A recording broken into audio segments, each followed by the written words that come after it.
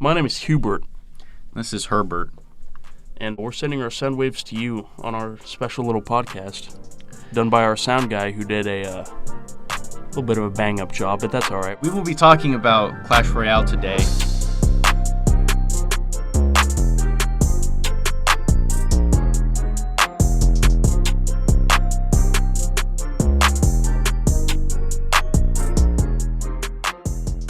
And all the changes that have happened to the game since about half a year ago when I stopped playing. Hubert has played pretty regularly. What rank are you again? We're about talking like 7,600 trophies or so pretty, at least decent. Yeah, they've had a lot of evolutions from what I understand. What are some of the evolutions they've added? So since you said the Knight evolution was one of the last ones? Yeah, that was the last evolution. I remember that being very controversial because Because of his damage reduction. yeah, it was insane. So there were a lot of videos on social media of just people placing like a million things down, and because he wasn't in melee, he just would not die. Exactly. And, I mean, to be honest, they have nerfed him quite a few times since then, to where his damage reduction is now only at, I think maybe 60%?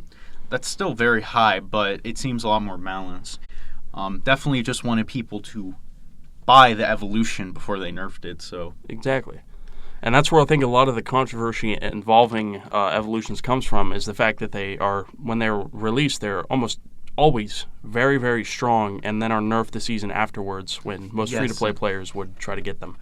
That's another thing. The way the evolution system worked, you can only get like 3 wild shards per season from the, I can't remember the name of it, but they were like special credits in the arcade mode. You could usually get 2 of whatever card or whatever evolution specifically was in the shop at that time, but you could get 1 that you could just apply to any evolution. And unless you're waiting 6 seasons, you're probably not going to have enough evolution wild shards in order to get an evolution at release. So I remember that being really heavily criticized, but have they changed it at all? Have they improved the system, or is it still the same? I mean, not really. I think you listed off pretty much how it is current day. I mean, it's really hard for free-to-play players to break in and get evolutions. And with the addition of a second evolution slot at level 15, the game's environment's becoming increasingly hostile for free-to-play players. Well, that's sad to hear. Such a beloved and time-honored classic has fallen into such disrepair due to greedy devs. I understand it was very popular when it came out, but how are the player numbers looking now compared to a few years ago? Have they been dropping off, spiking heavily when new cards are released, or? I mean, nowadays, you still, it only takes a few seconds to find a match, so, just based off of that metric, I would assume that there's at least, the game's numbers must be at least pretty healthy. That's nice to hear. Other than evolution, before we get off the topic of evolutions, what evolution specifically have they added since the Knight? Let's see, they've added, there's a Valkyrie evolution. And how she has a little tornado effect. Whenever she attacks, she can pull targets in to deal increased damage. That's actually kind of interesting. And is that the first rare evolution card? I think so. Huh. I think so. They've added a Zap evolution that strikes 3 times with increasingly larger radiuses with each attack. That doesn't seem too bad, but I feel like there's so many better evolutions than just having... It's surprisingly solid. I mean, and in situations where a Zap would come in handy, 3 of them, this is really good for fighting cards like Sparky or Little Prince where they have a charge up. That makes sense. Oh, another controversy. Little Prince was completely broken on release, but was given to everyone. So essentially, you had incredibly broken card that wasn't separated by pay to win, so you saw him every single game, and you basically had to play him as your hero every single game. How have they nerfed him since then? Well, Little Prince is actually kind of a difficult card to balance because of how he is fundamentally, with his ability. So Little Prince is constantly in a state of either being a little too weak or a little too strong, and I think on release he was definitely too strong. But nowadays he's really I don't see his ability used a lot, and people really only seem to be playing him for his, charge up and his range. Because I remember his ranged attack at release, I heard it compared DPS-wise to essentially a ranged lumberjack win at full fire rate. Is that still how much damage he does? I would not say that. I think that at his current fire speed, at level 11, which is the tournament standard, he only does about 100 damage per shot, which makes him still pretty consistent. I would put him on par with a Dark Goblin at max speed. Well, how much does he cost to play? He only costs 3 elixir, but you can spend another 3 elixir to call in the Royal. So he's essentially like a Dark Goblin with a ramp up before he gets his full DPS on the tower. Yes. I don't know. I guess that seems underpowered, but if you combine it with his ability. His ability can be used well, but I rarely see his Royal Rescue called. It's understandable. I mean, don't want to invest too much into a push that... Can he still... All right, that's a major thing. Can he still survive a fireball? Because I remember that being really, really tough. He can still survive a fireball, but with how hard Little Prince is to level up, usually your fireball is going to be at least 1 level higher than the enemy's Little Prince. But in a tournament standard game, which, folks, tournament standard is level 11 if you didn't know. Which, how much tower health is that? I want to say 3,036 off the top of my head. I'm not quite sure. 100 damage per second is quite substantial. It is quite substantial, but, I mean, he's a very weak card. The fact that he can't survive a fireball is definitely questionable, but with how easy it is to counter him, as he's not in range until he's at least across the bridge, so, you can always just put down, say, Valkyrie or guards, something that would be able to survive the Royal Rescue. There's a lot more counterplay now. Yeah. So the next major thing that they've added since I was gone, I believe, is the Cannoneer. So how Supercell how has this impacted interactions in the game? How should you play 2 Cannoneers, 2 Princess Towers, 1-1? How should it be? Well, see, the way it's set up is towers are now considered tower troops, right? And so you can only have 1 tower troop, per thing. So you can either have 2 princesses or 2 cannoneers. And apparently there's a 3rd tower troop in the works right now. Oh, really? They haven't said anything about it, but the tower troops, I personally think, are not a good decision for the game to go because, for the most part, they're very difficult to balance. That is understandable, seeing as almost every interaction would completely change based on the tower, seeing as a lot of it is based off of luring troops around. I mean, that's why losing a tower is basically game over at higher levels, because it's so hard to get chip damage in while they have that advanced space to place their cards, and also interactions like, for instance, if you try and kill a Mega Knight when you're down a Princess Tower, it is so much harder because you can't just, say, lure them from the lane that they were deployed in across the other bridge using some kind of win condition. So I can see how that would be very hard to balance, but would you say Cannoneer is better or worse than Princess Tower? I'd say that Cannoneer is still worse than the Princess Tower. I mean, it's going to be pretty hard to, actually beat out, what players are not only more experienced with, but also is, what the game was built around.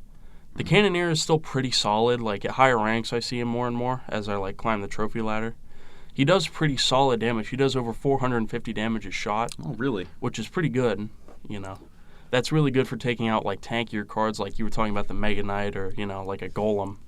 But the problem is, Skarmy and other or shielded cards. Exactly. You would have to build your deck around trying to take out swarm cards. Especially Minion Horde can completely shred the Cannoneer as he has less health than the Princess. How do you think they could make the next tower card more interesting? Do you think they could do something like a melee tower card with a shield around it so it does more damage and once they connect with the tower, but it can protect itself? Like the Knight Evolution. Similarly, but more so that it can still actually get damage in on cards, or do you think that would be way too broken? I think that would be really hard to balance. Yeah. But I think something interesting they could do, maybe targeting multiple types of enemies at once. Maybe it can only target ground units or only target air units, but is really proficient at taking out those things. And I could see how that would definitely shift up the meta quite a bit, because that would mean you'd need to probably run 2 different win conditions or be forced down 1 lane, which would really dampen. And I could see how a tower that only targets air units could be really bad for metas like when Lavaloon Clone is in cycle, which hasn't happened in a while. I think the last time Lavaloon was meta was back when level 14 came out. But I think it would be really interesting to see how that changes up the meta, even if it is difficult to balance and is only really used like for fun or for casual play, it would still be interesting to have. Here's another topic I want to discuss was what's the state of 2.6 Hog Cycle, possibly the most infamous deck? Well, for anyone out there who's not familiar, 2.6 Hog Cycle is a cycle deck, which its main purpose is to cycle the Hog Rider, which is it targets the tower exclusively and is not distracted by anything else.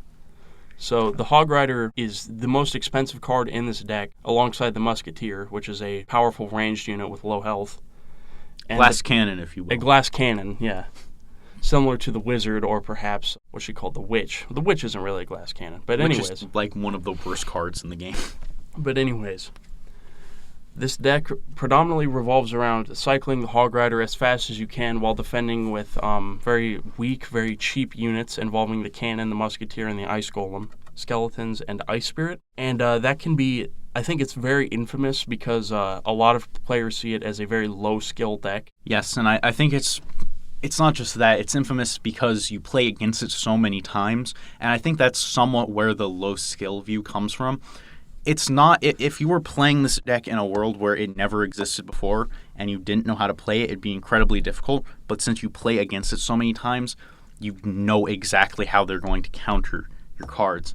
But the main thing I want to talk about is when I last played the game, Earthquake was buffed so that it did enough damage to Cannon to destroy it, and combining that with Hog Rider made it impossible to deny chip damage both from the Hog Rider and Earthquake, basically killing 2.6 Hog Cycle because it was incredibly reliant on being able to counter everything for cheaper and taking no chip damage unless it was from spells, which Fireball would then come in as a way for you to counter chip if you can't get your Hog Rider there and they're trying to chip you with spells.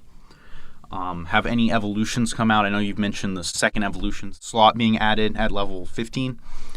Have any evolutions come out that have managed to balance that?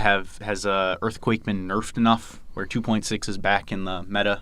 I don't think, 2.6 hasn't really been in the meta for a while. There are a lot of cards that would break that very cheap, very fast cycle that don't really synergize well with the Hog Rider. So 2.6 is still like a decent deck, but you don't see very many top ladder players using it. Most players these days are revolving around like a Wall Breaker cycle. Wall Breaker cycle was really popular last season because of the new evolution for Wall Breakers that can, with maybe 2 or 3 evolved Wall Breakers, can be enough to destroy a tower. I guess we should have talked about this earlier when we were talking about new evolutions added since the night, but what is the Wall Breaker evolution? The Wall Breaker evolution is, it plays very similar to the unevolved Wall Breakers where they just run at the tower and explode, but the difference is if these guys are taken out before they hit the tower, if they're just like hit by a spell or something and they lose all their HP, they will drop off of the explosive barrel they are riding and run with dynamite in their hands at the tower. So they're essentially like a shielded Wall Breaker. Almost, yeah. They also do increased damage when they're on that barrel. Really? All right, well, we're almost out of time here. One last topic I wanted to add in was, overall, do you think the game is healthier than it was half a year ago when I stopped playing, or is it worse, and should I get back into it or not? I think the game is definitely more fun now that they've kind of balanced out evolutions, but the game health-wise is not doing so well because of these very money-hungry decisions by Supercell. Yes, I think there's definitely a balancing act you need to do between free-to-play players and adding new interesting things in, because going back to 2.6 Hog Cycle, reason being so many people run it and you see it so often is because people have leveled it up before. Yeah. Same with Mega Knight, same with like Witch. Witch is a terrible card, but you see it a bunch because people leveled it up when it was good, and then it got turned into one of the worst cards in the game, so you still see it a bunch. Yeah. Well, that's all the time we have, folks. Thank you for tuning in to our Clash Royale podcast. Next week, we will be discussing which card is the hottest.